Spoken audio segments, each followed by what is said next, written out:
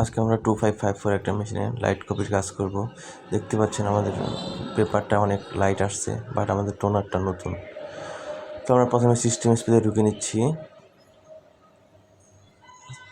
ঢোকার পর আমরা 3050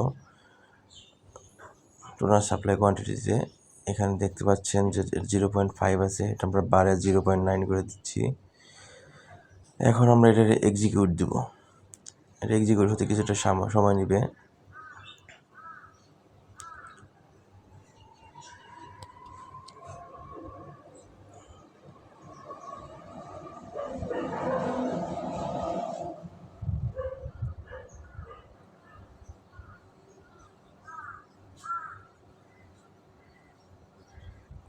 এটা কমপ্লিট হয়ে গেছে। এখন আমরা বের হয়ে যাচ্ছি, একটা পেজ প্রিন্ট দেব। আমরা টেস্ট পেজ দিচ্ছি।